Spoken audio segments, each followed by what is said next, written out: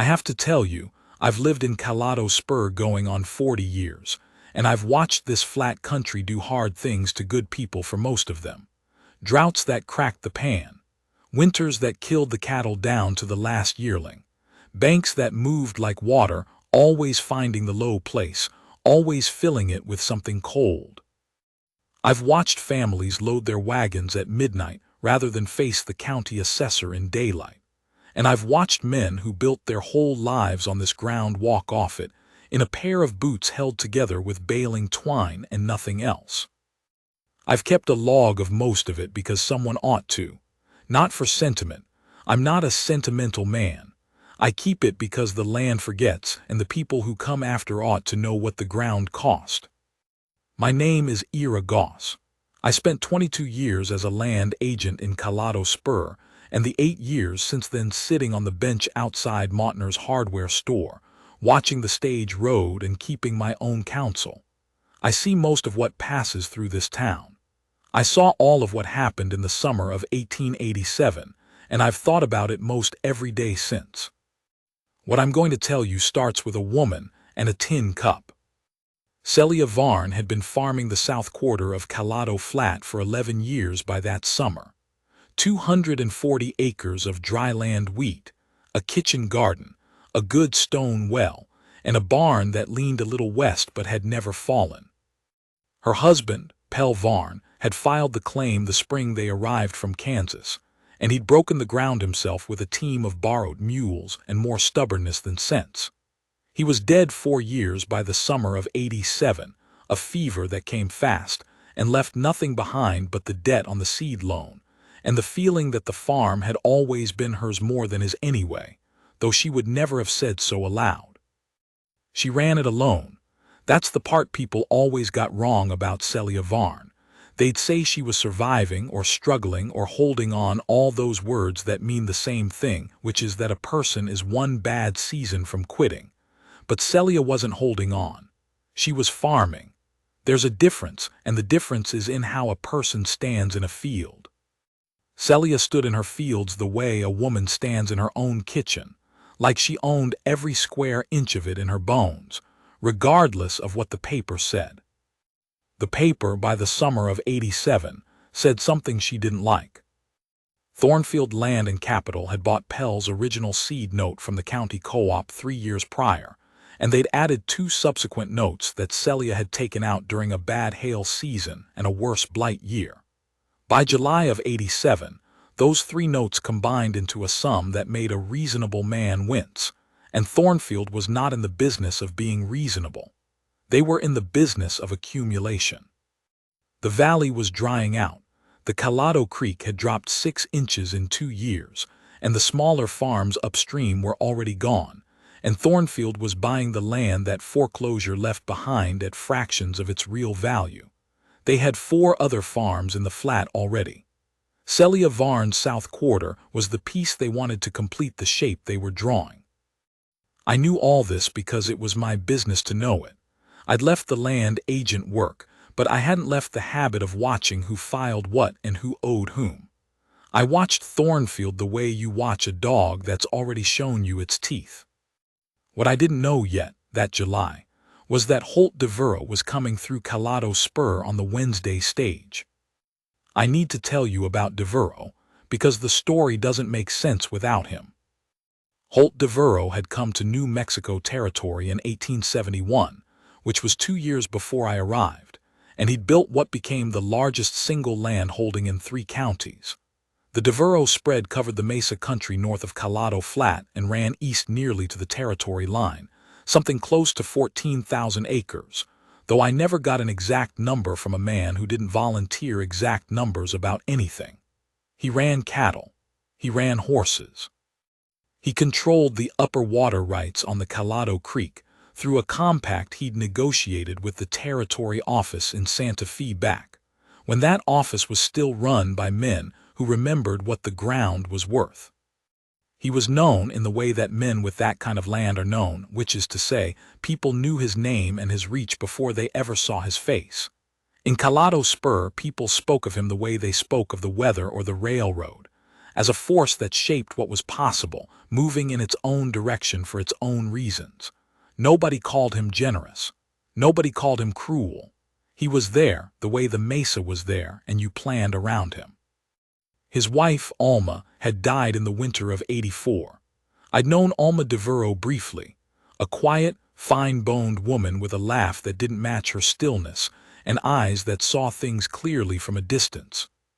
She'd grown up in Tucson and come to the territory as a young bride and loved this land, I think. The way people love things they chose freely rather than things they were born to. After she died, Devereaux became something harder to name than what he'd been before. He still ran the land. He still made the decisions. But the people who dealt with him directly said there was something closed off in him now, like a room that had been locked from the inside with no intention of being opened again. He didn't come through Colorado Spur often. When he did, it was for the stage connection south, or business at the territory office, or something equally practical. He was not a man who came to town for the pleasure of it. On that Wednesday in July, the 14th it was, which I know because I was sitting outside Mautner's with my log open, and I wrote the date at the top of the page like I always do. The southbound stage came in 2 hours late, which was normal, coated in the kind of pale dust that the flats throw up in the dead of summer. Devereaux stepped off it with one bag and a look on his face like a man who'd been on a hot, bouncing box for 6 hours and had made peace with the discomfort the way he made peace with most things, which was silently and without complaint. He looked, I'll tell you plainly, like nobody in particular. That was a thing about Devereaux that people remarked on after the fact but never before it. He was tall and broad through the shoulders, with the sun-darkened kind of skin that comes from 40 years of outdoor work, and he wore a plain canvas duster that had been through enough weather to look like part of him rather than something he'd put on. There was no display about him. No silver, no polish. If you'd passed him on the stage road, you'd have put him down as a working rancher and thought no more of it. He crossed the depot platform toward the water basin to wash the dust off his face, and that was when he walked past Celia Varn. I want to be exact about what I saw, because I've told this story enough times that parts of it have gotten smoother in the telling than they were in the fact, and I'm trying to stay with the fact. Celia was sitting on the far bench at the far end of the platform, which was where she always sat when she came in for supplies or to send a letter, because it was the end with the shade. She had her supply list in her lap and a chipped tin cup on the bench beside her, which was a habit she had. She carried that cup the way some women carry a fan, as a practical tool rather than an affectation. She'd filled it at the depot pump before sitting down. The day was brutal. You could feel the heat bouncing off the platform boards. Devereaux was moving toward the water basin, and as he passed her, his boot caught the edge of one of the loose platform planks. They were always loose. Mautner complained about them constantly, but the railroad never sent anyone to fix them, and he stumbled. Not badly.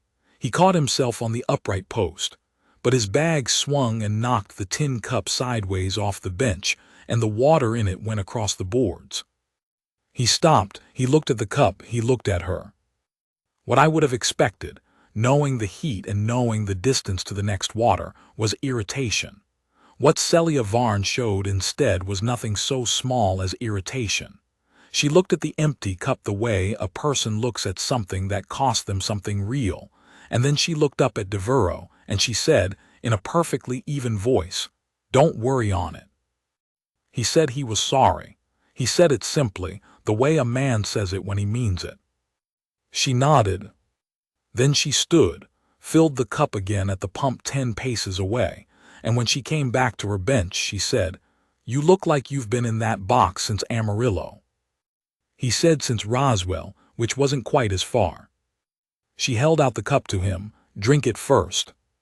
He looked at her for a moment, that still, measuring look he had, and then he drank it and handed it back, and said thank you like he hadn't said those 2 words recently, and was remembering that he still knew how.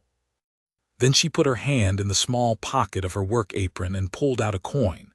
It was not a large coin. I could see from where I sat that it was not large. She handed it to the depot man's boy who was passing with a bread roll cart, and she traded it for one roll, and she held the roll out to Devereaux. He looked at it. He looked at her.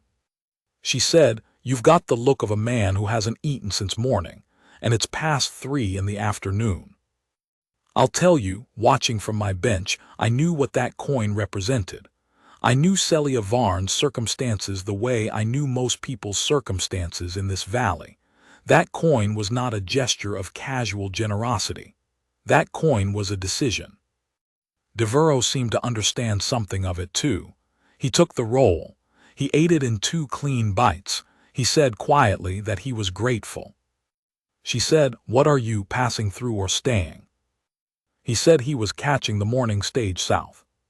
She said, "Mautner's has a room in the back. It's not much, but it's cool." Then she picked up her supply list and walked off the platform toward the general store, and that was all that passed between them that afternoon. I sat with my log and I wrote, "C. Varne gives water and last coin to stranger. Stranger, H. Devereaux." Then I sat back and thought about what I just watched. I thought about it a long time. I don't know exactly what Devereaux thought about during the night he spent in the back room at Mautner's. I wasn't there, and he wasn't a man who narrated his interior life to anyone. What I know is that the next morning he didn't catch the southbound stage, and the morning after that he didn't either. What he did instead on the Thursday morning was rent a horse from the livery and ride south out of town, which was the direction of Calado Flat, which was the direction of Celia Varne's farm. I know this because Dobie Marsh, who runs the livery, told me, and because I watched the direction Devereaux rode from my bench with a feeling I could not quite name, though it was somewhere between curiosity and the specific alertness that old men get when they think something is about to matter. He was gone most of that day. When he came back late afternoon, his horse was dusty and he had the look of a man who'd been seeing things carefully rather than moving fast. He returned the horse. He went to Mautner's. He sent 2 letters at the postal counter. I didn't read them, I want to be clear, though I knew the postal clerk, and the postal clerk mentioned, in the general way that people in small towns mention things, that they'd gone south to Santa Fe. On Friday morning, he rode out to the flat again.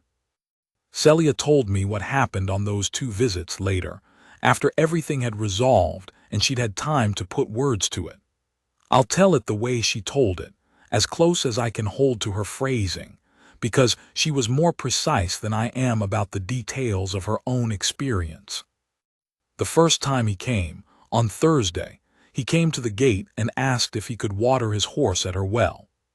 She said yes, the way any decent person says yes to that question on a hot day, and she watched him from the porch without coming down because she was in the middle of mending a piece of harness and she didn't drop her work for visitors as a rule.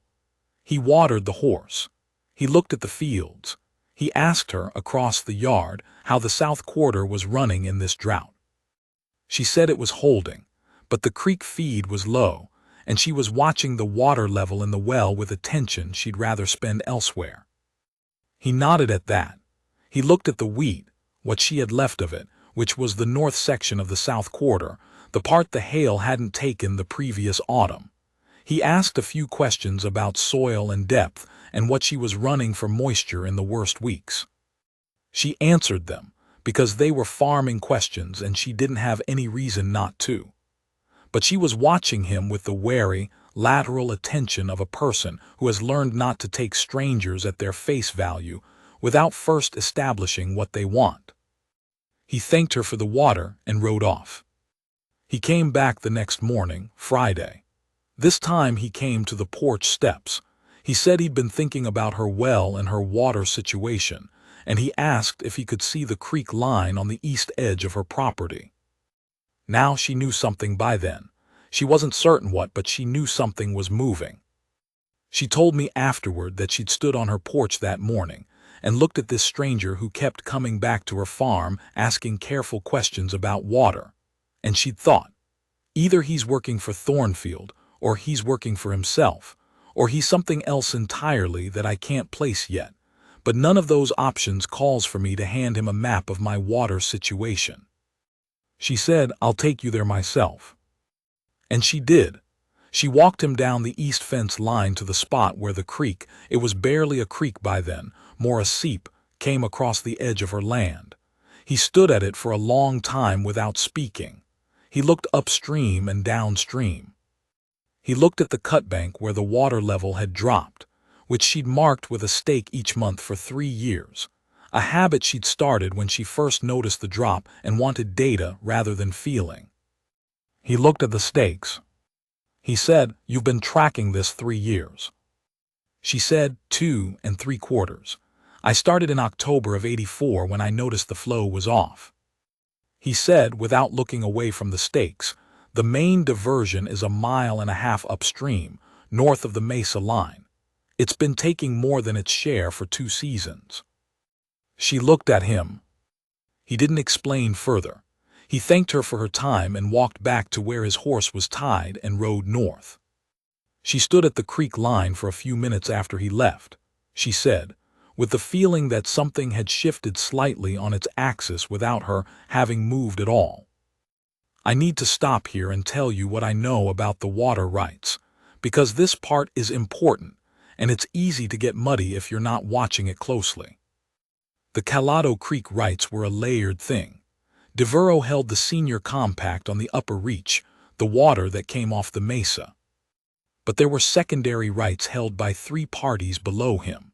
Thornfield, who'd acquired them along with the farms they'd absorbed, a territorial grazing syndicate that had been largely inactive for 5 years, and a set of original settler grants that applied to farms like Celia's, which had been filed before Thornfield arrived in the valley. Those settler grants were prior in right to Thornfield's acquired position, which meant, in theory, that Celia's farm had a legal claim to creek water that was older and stronger than Thornfield's. The problem was that exercising that claim required someone upstream to recognize it, and the someone upstream was Devereaux. Thornfield knew this. What Thornfield had been doing quietly, through a land manager named Cuss Pittner who understood legal patience better than most, was allowing the creek's flow to diminish below what the settler grants required, without technically breaching any recorded compact. It was slow strangulation. The farms couldn't survive on well water alone in a drought year. One by one, they'd foreclosed. What Devereaux had apparently not known, or not attended to, was the extent of what was happening downstream from his diversion. He'd been in Santa Fe for most of the spring on territorial business, and the management of his Mesa operations ran, in his absence, through a foreman whose attention to the downstream rights picture was not what it might have been. I don't know exactly what those letters he sent from Mautner's postal counter said, but I know what happened in the 2 weeks after he sent them. The first thing that happened was that Cuss Pittner came to Celia's farm on a Monday morning with a foreclosure notice, and 2 men he'd brought along to make the delivery feel more final than a piece of paper alone could accomplish. This was the 21st of July, and I know the date because I was at the south edge of town when Pittner's wagon passed, and I turned around and followed it at a distance, because I'd been watching Thornfield's movements all summer, and this was the one I'd been waiting for. What Pittner did not know, and what Celia did not yet know either, was that Devereaux had ridden out to her farm the previous Friday evening. She told me later what he said that second time. He'd come to the porch again, late in the day, the sun going red across the flat and the heat starting to finally release its grip.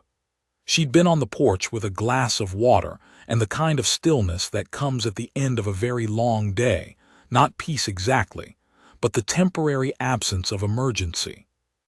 He came to the steps and stood there and said, "I need to tell you something, and I'd like to do it plainly." She said, "Go ahead." He said his name was Holt Devereaux. He said he ran the Mesa operation north of the flat.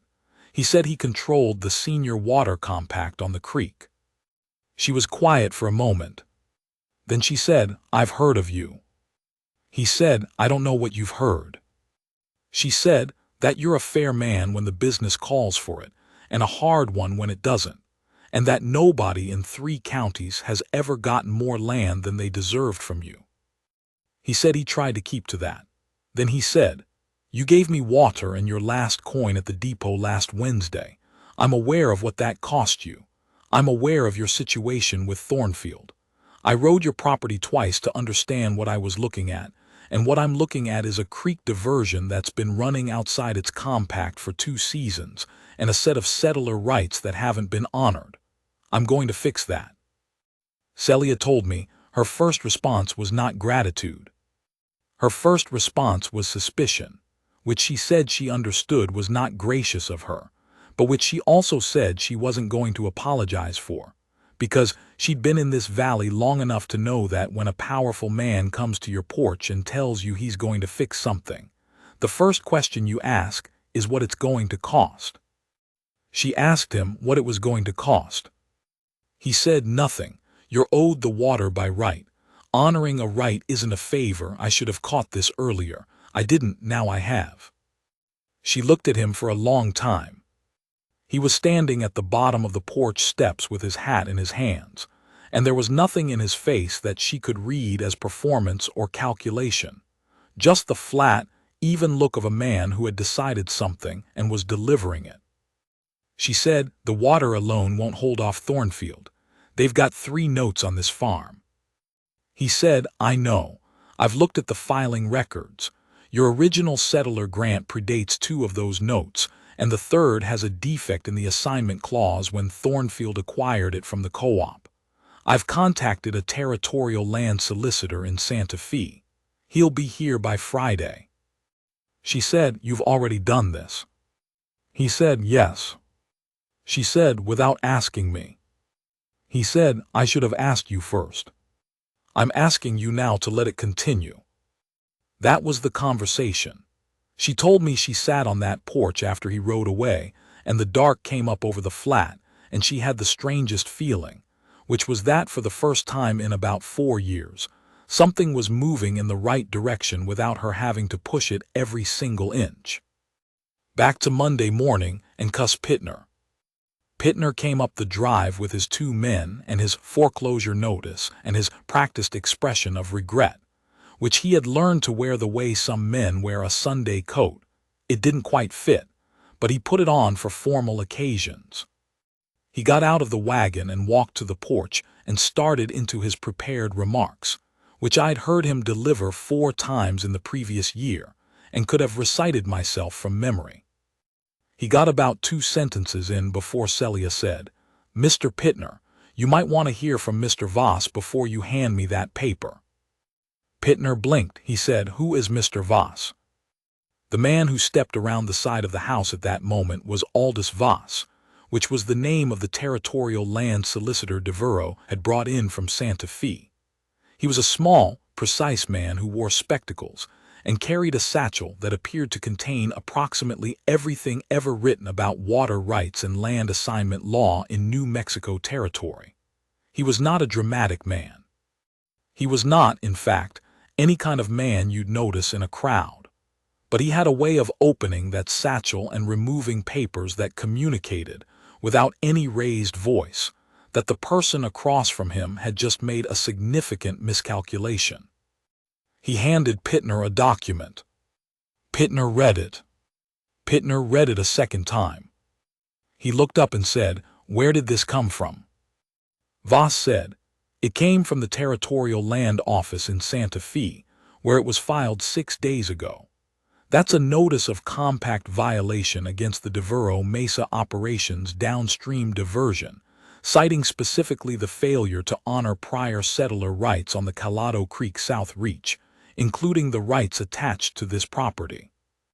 The violation notice triggers a mandatory restoration of the original flow allocation, which means, Mr. Pittner, that starting with this irrigation season, the water that has been failing to reach this farm by the margin of approximately 40% will now reach it."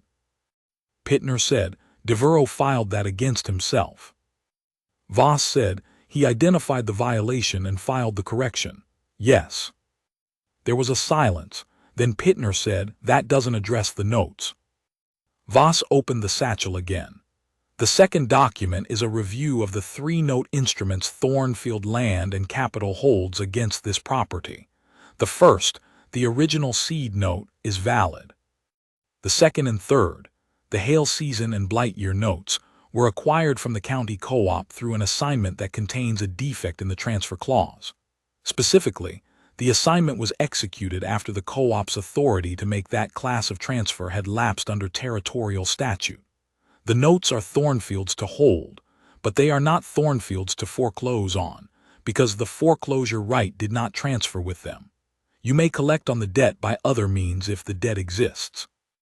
You may not take the land. Pittner stood on that porch holding 2 pieces of paper and looking like a man who has walked into a room expecting it to be empty and found it full of people who'd been there the whole time. He left without handing Celia anything. I walked up to the porch after Pittner's wagon was far enough down the drive that I felt it was appropriate to stop, pretending I hadn't been watching from the fence line. I am not a subtle man when I'm interested in something. Celia had known I was there.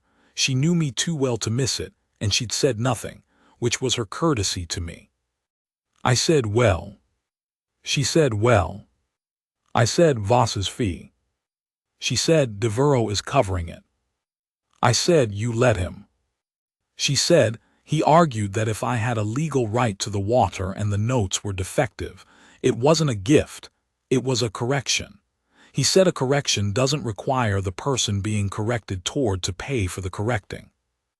I thought about that. I said, "He's not wrong." She said, "I know he's not wrong. That's what makes it harder to refuse." I looked at her. She was looking down the drive where Pittner's wagon had gone. I said, "Harder to refuse, or harder to accept without understanding it fully?" She said, "Both things, Ira, it's both things." Devereaux came back to the farm on the following Wednesday. He'd been in Colorado Spur in the interim on his regular business, and I'd seen him at Mautner's twice, which was more times than I'd ever seen him in town in a single week. He was not, I noticed, someone who sought conversation when it wasn't necessary. He had his coffee at the counter in the morning, and he read the Territorial Gazette, and he answered questions when they were put to him directly, and he didn't produce any of his own. But on the Wednesday, he rode south. Celia told me this part too, after. She was in the wheat field, the north section, the one she still had walking the rows to check the heads, which was a thing she did every few days to track the progress of the grain.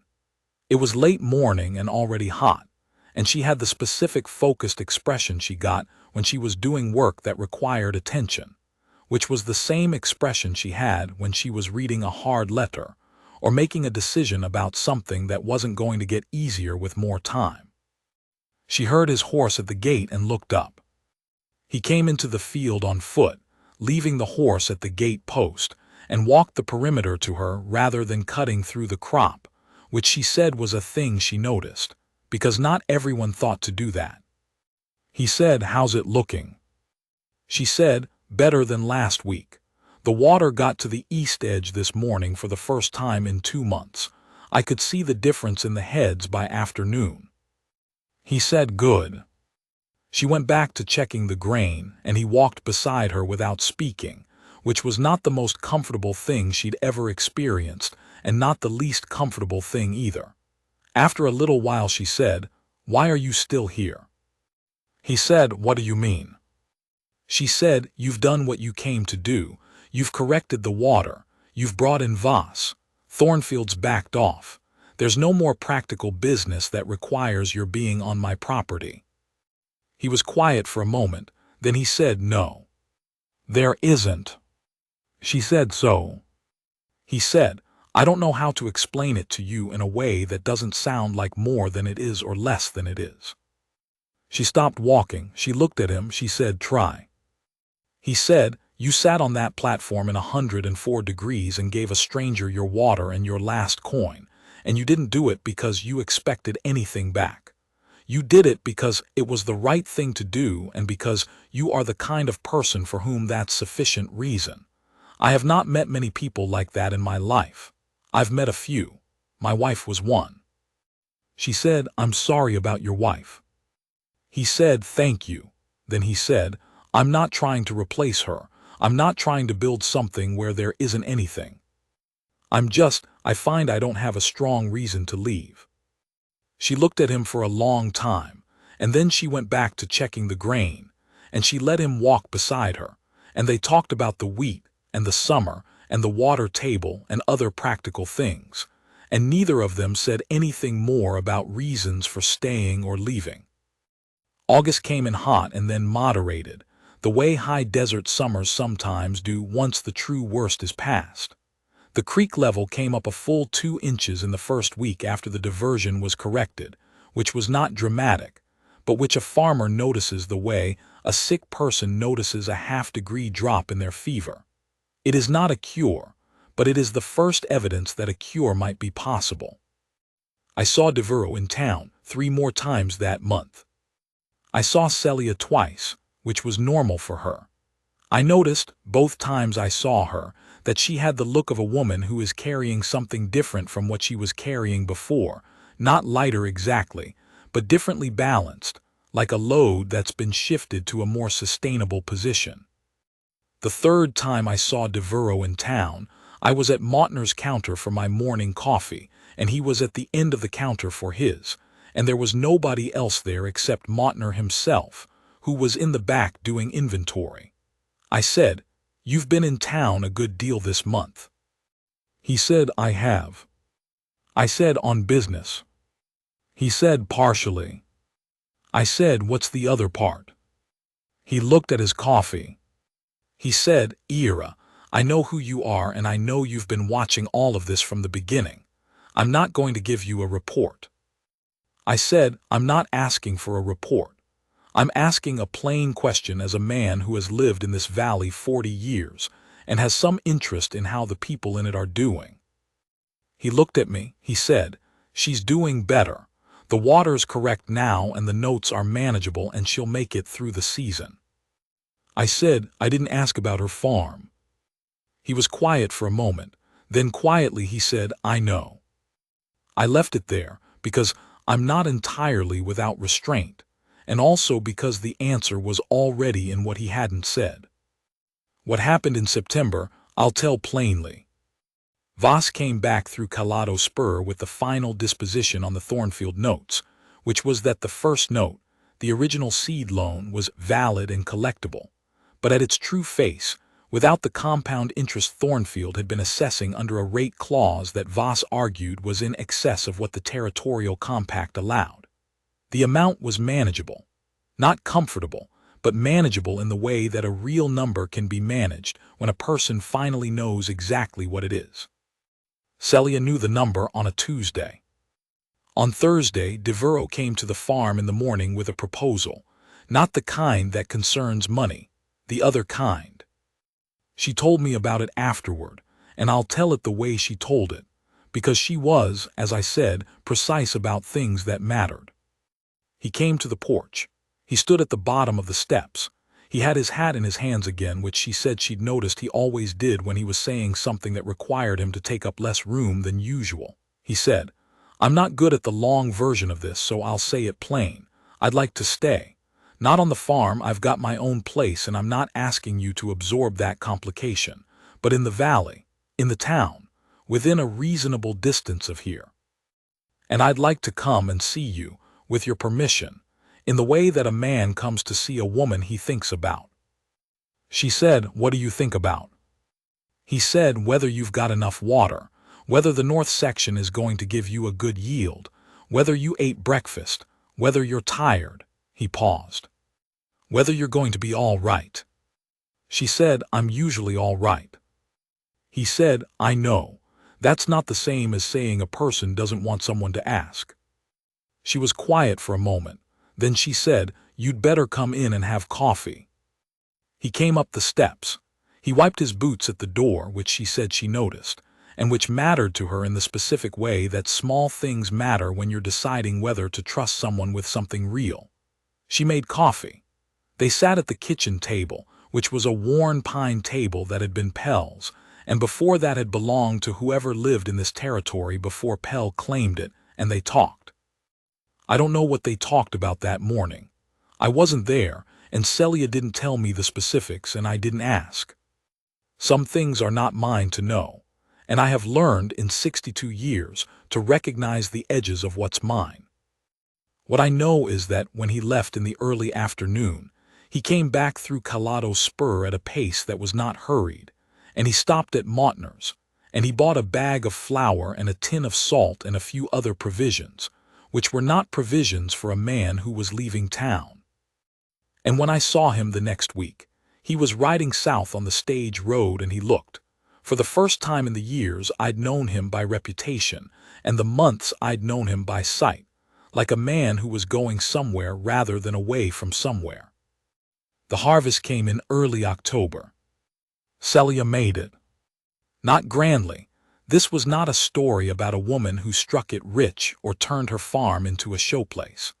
It was the quieter and more durable story of a woman who held what she'd built through a year that should have taken it, and emerged on the other side with the land intact, and the notes workable, and the water running true.